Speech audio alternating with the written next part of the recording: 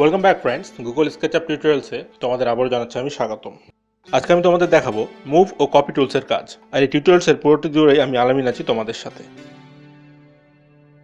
Move কমান্ডটি আমরা পাবো টুল বার, টুল প্যালেট ও টুলস মেনুতে।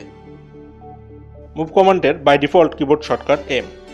কোনো অবজেক্টকে ইচ্ছে মতো মুভ করতেই মুভ কমান্ডটির ব্যবহার করা হয়। আমরা ইচ্ছা করলে কোনো অবজেক্টকে রেড, গ্রিন ও ব্লু অ্যাক্সিস বরাবর মুভ করাতে পারি, ফ্রিভাবেও মুভ করাতে পারি। আমরা যদি কোনো অবজেক্টকে রেড অ্যাক্সিস বরাবর মুভ করতে চাই, সেক্ষেত্রে রাইট অ্যারো একবার প্রেস করব।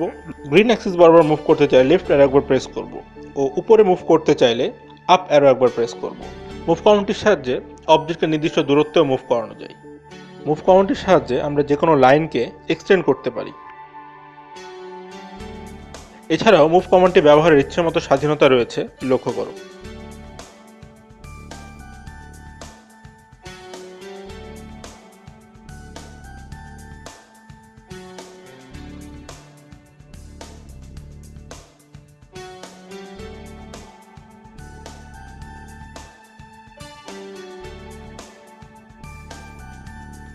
এবার আসো মুভ কমান্ডের সাহায্যে কপি করা। প্রথমেই আমরা মুভ কমান্ডটি নিব এবং কিবোর্ড থেকে একবার কন্ট্রোল প্রেস করব। দেখো মাউস পয়েন্টারটি প্লাস চিহ্ন ধারণ করেছে। এবার আমরা এটাকে ইচ্ছে মতো কপি করতে পারি অথবা নির্দিষ্ট মাপেও কপি করতে পারি।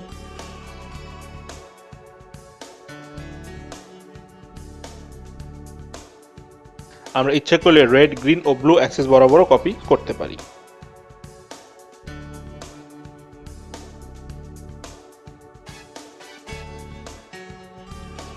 মাল্টি কপি করার ক্ষেত্রে প্রথমে একটি কপি করে নিব, এরপর কিবোর্ড থেকে এক্স একবার প্রেস করব। নির্দিষ্ট সংখ্যা উল্লেখ করে এন্টার দিলেই নির্দিষ্ট সংখ্যক কপি হয়ে যাবে। আমি এখানে 10টি কপি করলাম।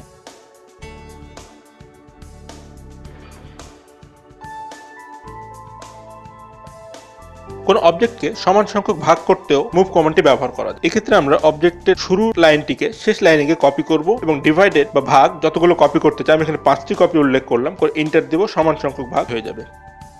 ঠিক একইভাবে লাইন বা অবজেক্ট দ্বারাও অবজেক্টকে ভাগ করা যায়।